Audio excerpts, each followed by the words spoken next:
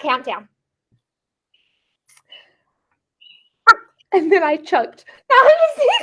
So I'm super excited to be talking to Meredith Walshe today. She is down in Wanaka, and she's just given me a nice show of her beautiful mountains in the background.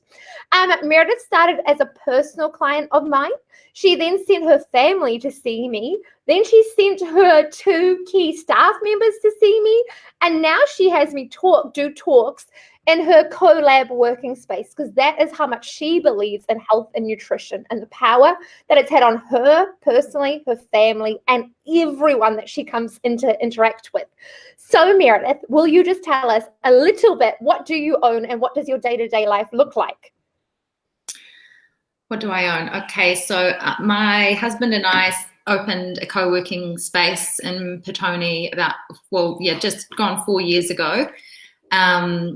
Whilst we also had 2 other businesses. So I was working in fashion styling, and my husband had a marketing and design studio that he had had for about 15 years. We had a studio, we started renting desks to friends and associates, and then our team grew, and so then we decided to find somewhere to rehome everybody and create a community-based workspace. So we did that in Petone, and then in 18 months later we opened one in Porirua, and we really, really love just the amazing community you can create, the really dynamic ecosystem, and how powerful co-working can be for people who work on their own or in small to medium businesses. So much so that then we decided to move away from our other 2 businesses, and now we solely focus on this. And Meredith, for those who don't know you, what is your co-working space called? The space is called The Settlement. So we deliberately located ourselves outside of the CBD. So we're in Petone and Porirua, and the reason that we did that is we did that with our own marketing studio, and we just saw how powerful that was for our lifestyle, cutting out that commute that was an hour and a half every day that we were spending apart, and we just knew how impactful that was for us as a family, and also on our health and well-being. So we always decided that our spaces would enable that for other people, so that always be kind of city fringe or further out. And Meredith, what sets your co-working space apart? Because I know it, because I get every time you come and see me as a client, you'd be like, and by the way, I've brought this into the settlement. So what are some of the fun things that you and James believe in, you've invested in? Like, I've now been to your spaces, so I've seen them as well. What are some of the things that you guys do differently? I think, we put a real focus on looking after and nurturing the people within our spaces. So, having your own business, working on your own or in a small team, it can be really lonely. So we put a lot of emphasis in kind of almost pastoral care, I guess you'd say. So we really underestimated that actually when we started, that you kind of find yourself in this leadership position supporting all of the businesses that work within your business. So it's quite a unique role. Especially since COVID, we've really recognised that it's important to put some more support mechanisms in place. So we've rolled out a whole health and wellbeing program, which includes you coming to speak. What does that mean, though? What is, for somebody that doesn't know and they're looking at all the different co-working spaces, what are some of those features? I.e. Thermomix, just saying. Oh yeah. So we have a Thermomix to enable people to quickly and efficiently make really good, healthy, fresh food. We run workshops, so like Shelley and other people come in and speak and share knowledge to support them to achieve better work-life balance, mental health, physical health. We also have a massage therapist that comes in so that people can look after themselves. And we also run a lot of social opportunities for people to gather and connect. So we run soup days, and we have a Toastmasters morning where we put on gluten-free bread and sourdough and avocado, all the different toppings. People can gather and share food and just connect and have fun. And I think that's, it's just about kind of lifting people's spirits and bringing joy to the workday, and enabling is as much richness in that 8:30 till 5 window as we can. And that even goes down to the design of the spaces and making sure there's a variety of work areas, breakout areas, furniture that suits the mood that you're in and how you want to work and be on a particular day. Meredith, it's amazing. It's phenomenal. And even like with the talks that I've done, how you cater them, like, you know, all the raw goodness and the water and the just being so involved, like through your health journey, really understanding what really great health means. And so Meredith, will you tell us, I was laughing with Meredith just before we pressed record on this about how we actually first met. And I can vividly very much remember the exact day. But Meredith, what led you on your health journey? Like what got you down this pathway, or what had you been doing in the past, or what were you trying to get rid of?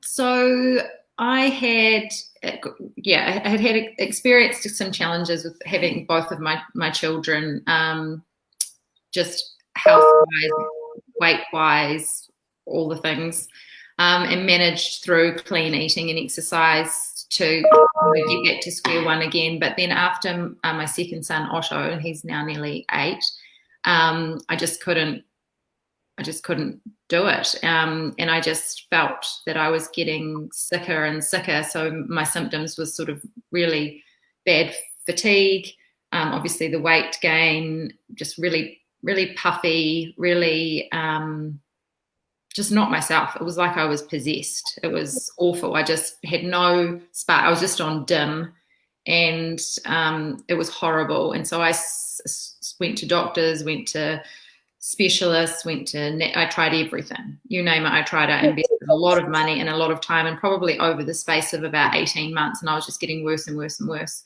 And then I ended up going to my gynecologist, and he happened to share the same floor as Shelley. But prior to this, actually, a gastroenterologist had said to me, you're just going to live you're fine, but you're just going to live a very long and uncomfortable life. And at this stage, I was 33, I think. It was about 5 years ago. Yeah, 33. So my sons were 3 and 5, and I just said to him, I can't accept that. I've got young children. I've got a life to get on. We're a really busy family that loves the outdoors and spending time together. And I just became a spectator in my own life, really.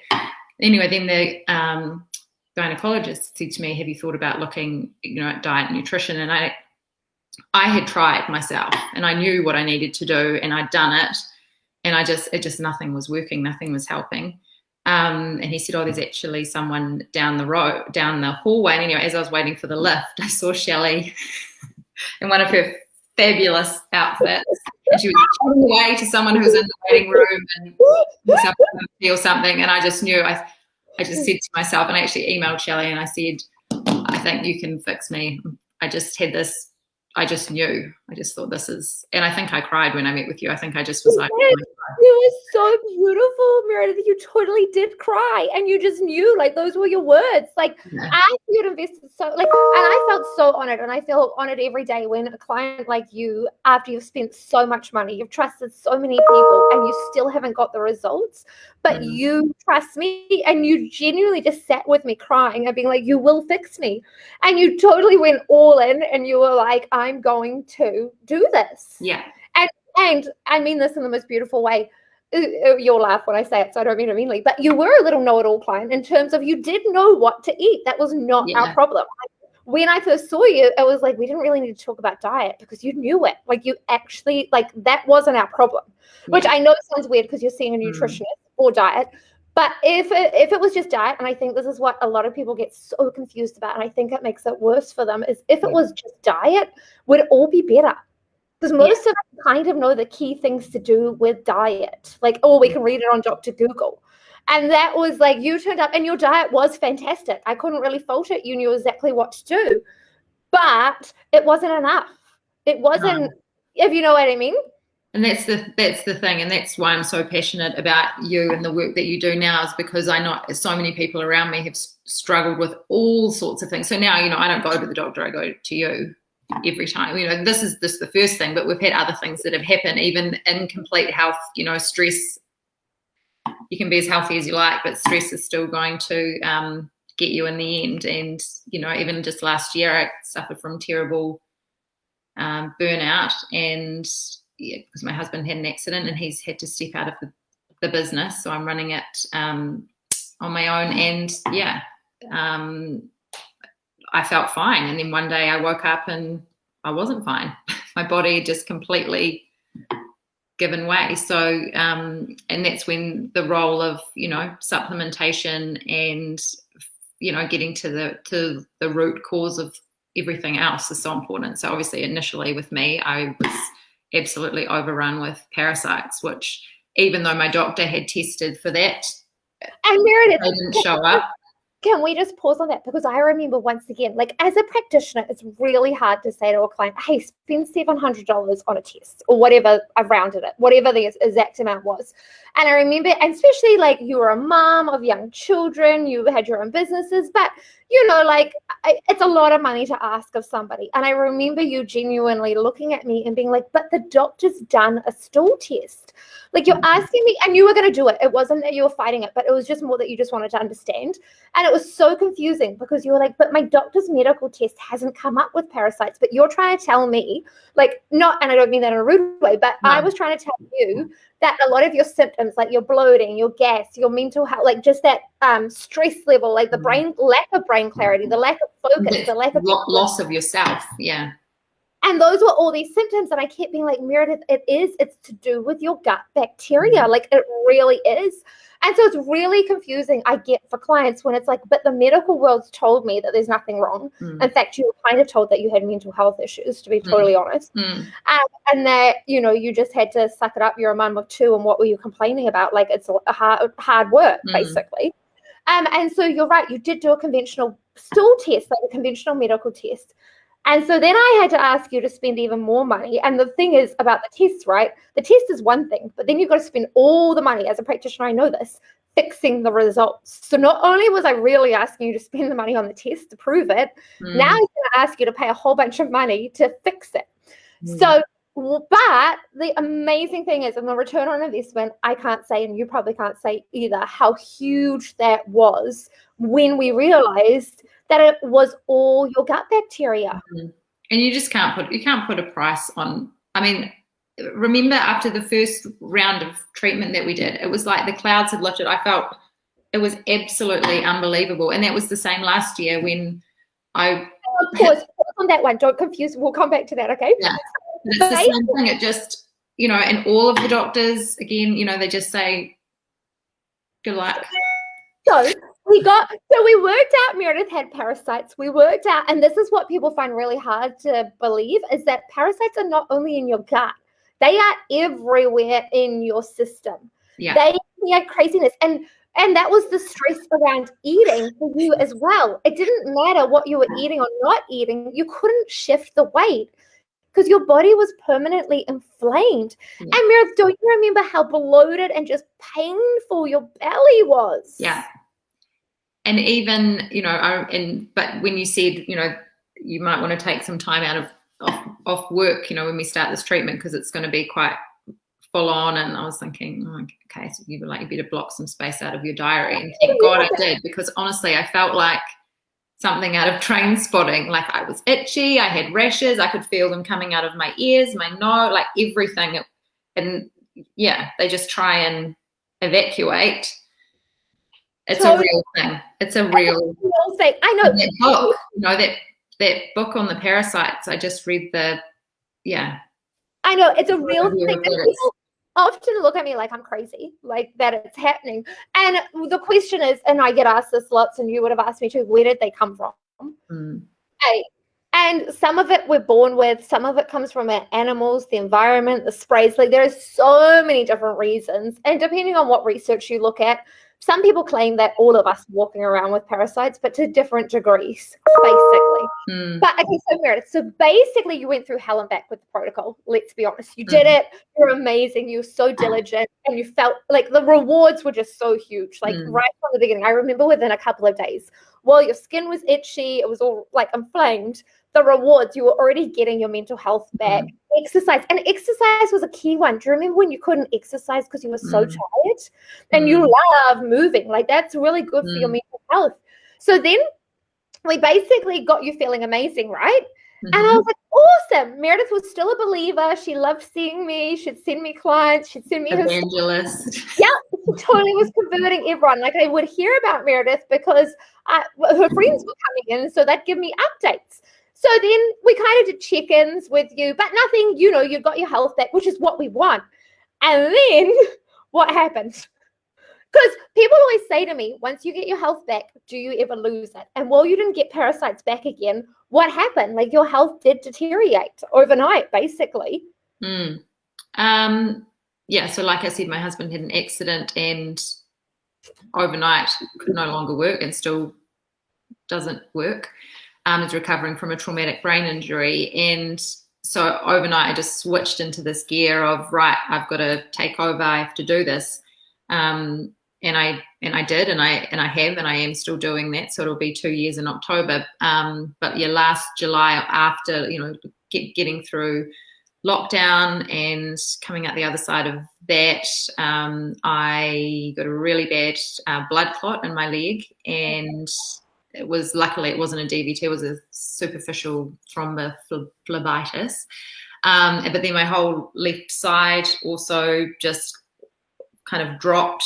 I lost feeling in my arm. It was like my body had just put the brakes on and was like, you're not going anywhere. Like, I literally could not get out of bed. The blood clot was really scary. So I had that scanned and checked and everything. But I knew, I was like, what is happening to me? This is terrifying. But again, the doctors just said that it was just a random sequence of events, and that I probably had a virus, and the thrombophlebitis was just happened to happen at the same time. I was like, okay. Yeah. And then I went to see, and I just couldn't kind of get my head around it, because I had been feeling really good and really on top of everything. But yeah, and then when Shelley explained to me why I had the blood clot, and then why everything physically presented, but why I was experiencing what I was experiencing in my body, it just made complete sense. Which was my iron had fallen right through the floor. That, and then so your body thinks you're losing blood, so then your body clots, and I was like, of course it does. And the doctor was like, our bodies, right? Like, our bodies are there to help us. They're there to protect us. Like, they don't just do random things. Like, there's always a reason to do. Absolutely amazing. Even my husband James, with his brain injury, his brain won't allow him to access certain parts of his brain at all at the moment, because it's healing, and it knows if it goes into too much of an emotional state, it'll bring on too many symptoms and it will send him too far backwards. So he just can't access it at the moment. Because I was like, what's wrong with you? If I get upset, I'm like, I'm crying. Don't you care? But it's incredible. It makes complete sense. It's just self-protection. And so it was almost like my body was self-protecting me by clotting the blood and then slowing me down and making, literally my face drop. So it was almost like a smack in the face to look in the mirror and be like, you need to stop. You need to look after yourself. Which seems so counterintuitive, because at the same time, you're a mum of 2 kids now, fighting for her business because she had a husband that couldn't do anything, not in a rude way, and you need to pay all the bills. So it's so counterintuitive, because what do we normally do in those times? We dig in, we work harder, we get more stress, we run ourselves down. Yeah. But the difference with you is, once again, I got to be the great practitioner that was like, Meredith, I know you've got bills to pay. I know you've got the kids to run around, but you just can't do it, which is so counterintuitive. Like, when do you want to see a practitioner that basically tells you you've got to let go of everything and your life will survive?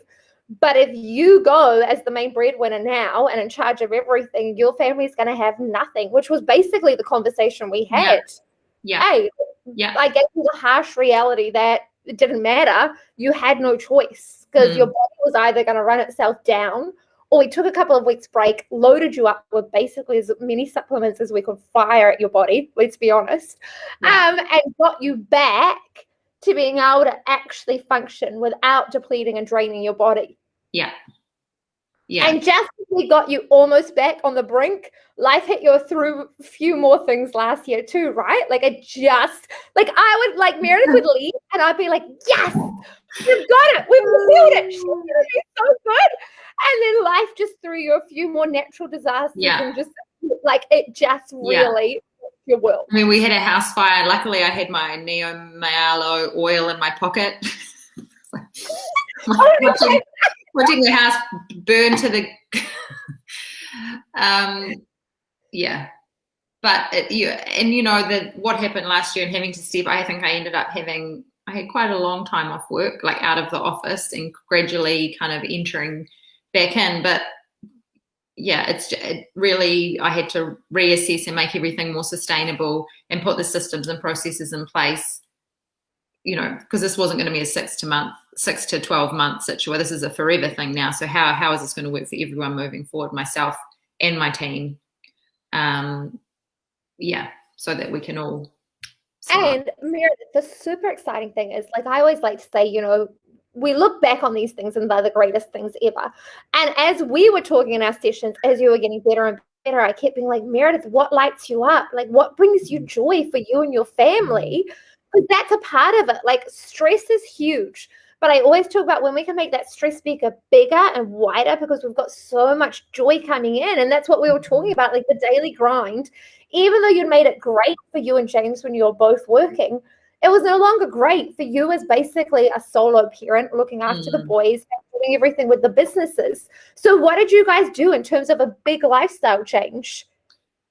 Yeah, so I mean, that's something that I was thinking about this talk, and I thought, Shelley, you were the first person that really like put your foot down and said, you need to look after yourself. What are you going to do for you this week? What are you going to do? And started giving me permission to do that, which it still makes me feel a little bit, there's a little bit of guilt or discomfort there still, but nowhere near what it used to be. And, that's been 5 years, but how powerful that carving out that space for yourself is. And then obviously for my husband, he had different needs, and living in Petone, which we loved and we'd been there for 15 years, just was so kind of busy and dense and just didn't serve him. He couldn't go for a nice peaceful walk and find this sort of vast space that he needed or his head needed. So we'd have to travel to do that. We've always loved Wanaka, and we ended up coming down here after the fire for a month.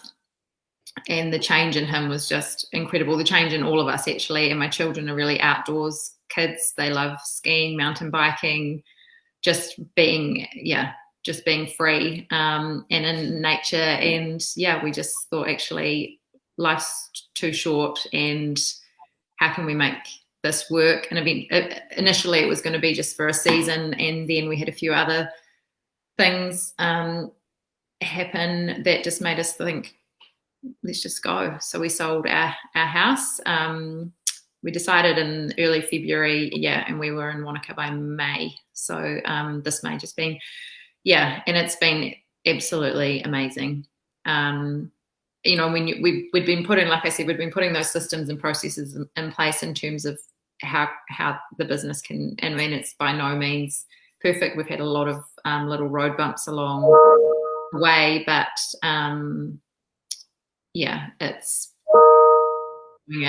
we absolutely love it, and it's been transformational for all of us. And now for you, then, on the daily, how do you look after your health? What is different now? So you've obviously, what are some things that you implement regularly or you believe in for your team, for your people that come into the settlement? What are some things that you practically do? So for myself personally, practicing yoga is something that's like a non-negotiable for me. And if I can, I try and go every day. And then also hiking or walking with a good podcast, sometimes with my husband. And kind of I try and really prioritize that, because it's really important for my mental health and well-being. I also like to look after the people that work for us in our team. So they've been to see you, Shelley. I know. Um, I feel so lucky that they have come to see me and are so dedicated and they learned so much and they implement it too. yeah. Well, I think, yeah, I'm a big believer that, your people are your biggest asset, and without them, then what are you and who are you? And so, yeah, looking out for their health and well-being is really important as well. We were actually discussing this morning, I turned up for my yoga class this morning at the wrong time. It was 7 a.m. I was 6 a.m, sorry, and I turned up at 7 a.m.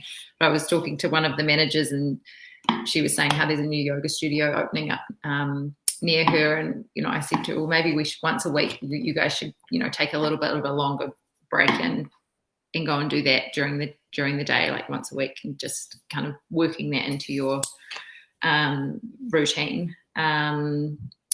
Because I just think it's just good to, I'm always harping on to them about all the different things that that I've learned from you and through my experiences. And I'm really conscious of making sure that they are not going to burn out.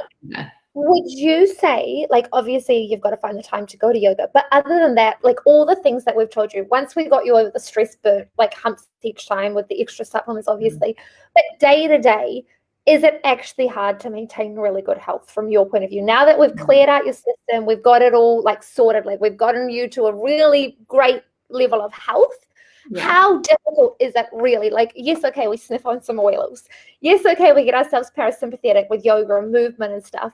But from a diet point of view, a hydration point of view with our water, like, do you really believe that it is super hard work to maintain good health, or it's totally doable for a busy working mum of 2 active sons where you're still supporting your husband? No, it's so important. And I've noticed, my son broke his leg a couple of weeks ago, and we were in Queenstown Hospital, and then we had to go to Dunedin Hospital, and getting my hands on, I was in an ambulance, I had no car. Getting my hands on something to eat was impossible. The vending machine was coin operated. I was like, there was just nothing to eat or have, and it got to like, I don't know, 10:30 at night or something, and they decided they weren't going to operate. And then and Otto wanted to have pizza, so I ordered him a pizza, and I got a gluten-free one, but I just felt terrible. I think you just get this higher consciousness of, you're just so in tune, like, with your body that you eliminate things, and then sometimes you might find yourself in a situation where you do eat something and you just, why did I do that? It's not worth it. I think it's just getting into a routine and rewriting the script, and just good daily habits, like water. I drink a lot of tea, and I have 1 coffee a day. I make sure that everything I eat is really, I know that red meat doesn't agree with me, so I only really eat white meat or no meat. And once you get into that rhythm and routine, and your shopping's based around that, and what you can grab on the run that suits you and works well, making sure that I have my collagen every day is a really important one, and my supplements, and which at one point there were so many, we were out and I was trying to have them, and my kids, so a friend said, oh my God, is that a cereal? Look like this, like, colourful little, but I've got them down to a kind of reasonable level now. But just having knowing those good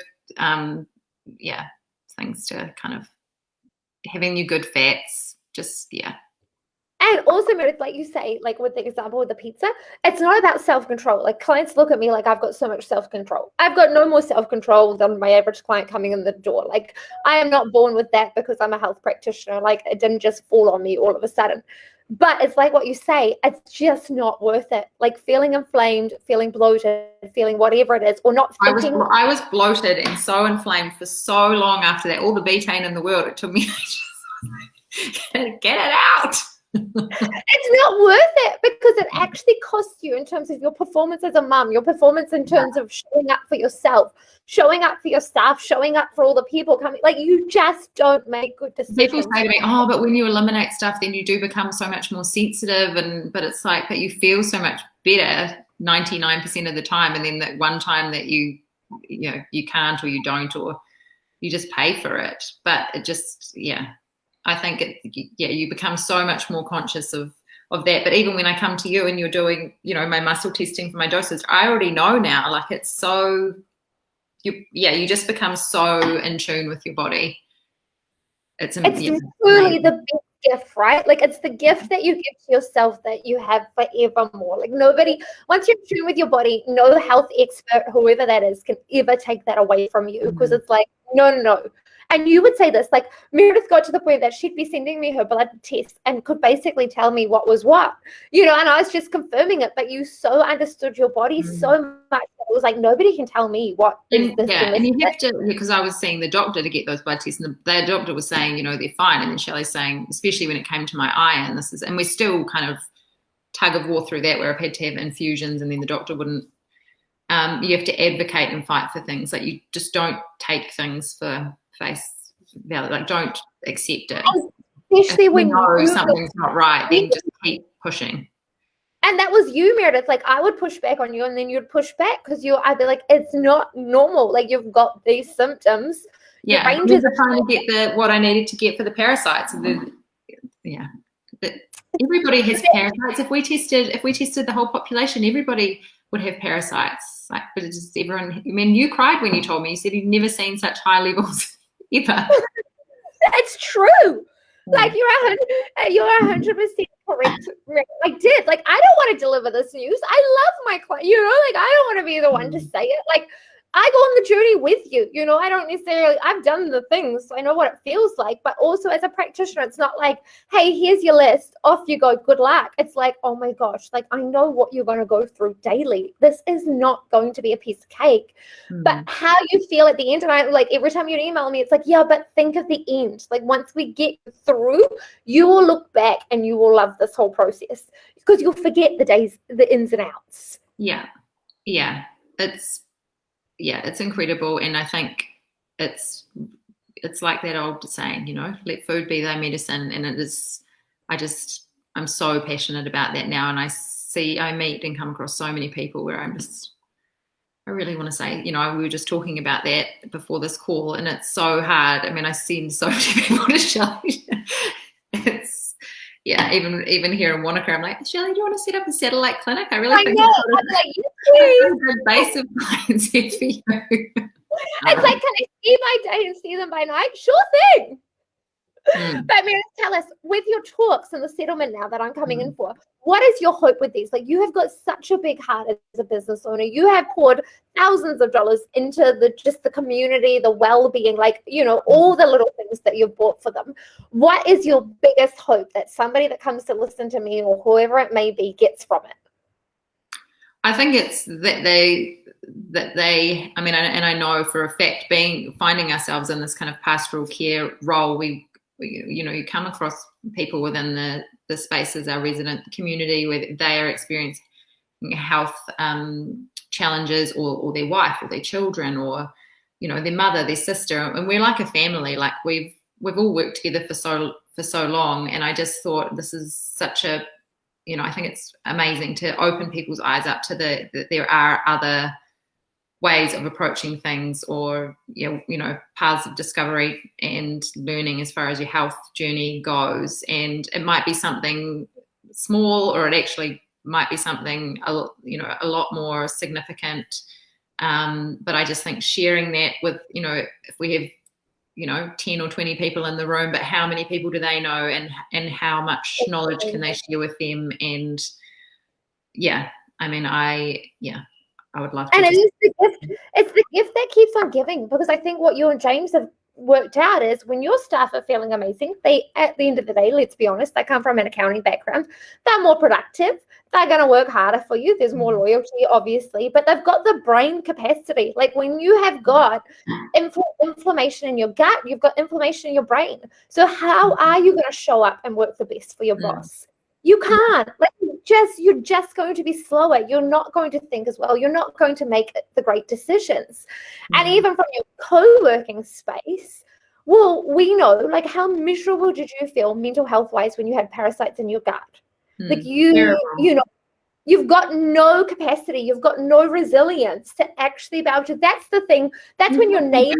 You're going crazy, like you actually do, because you're like, maybe I've always felt like this. Like, there's no reason. There's nothing's kind of presenting itself. But yeah, and I think it is, especially, yes, business owners, freelancers, contractors, or small businesses where you're a small team, but New Zealand is full of small to medium businesses, really, really successful ones, but we all work, really, really hard, and often it is at the sacrifice of our health. So I think it's kind of like you did for me, empowering and encouraging them to really prioritize that, and that should be their first priority, over and above everything. Because if they're not 100% health-wise, then they're not going to be 100%, as a business owner, or as an employer, anything. And also, like, not to get all like big and grandiose here, but when you're happier because your health is happier, you're a nicer person. You're a nicer person to share the office, the co-working space with anyway. Like, if you're walking around, like when I did the last talk in Porirua, with people with headaches, like, you are going to be short with your people that you're sharing the space with. How could you not? Because you're not going to be fun to be around. Like, it just will suck the joy out of everything. Yeah. So, Meredith, thank you. Oh, sorry, you go. What were you going to say?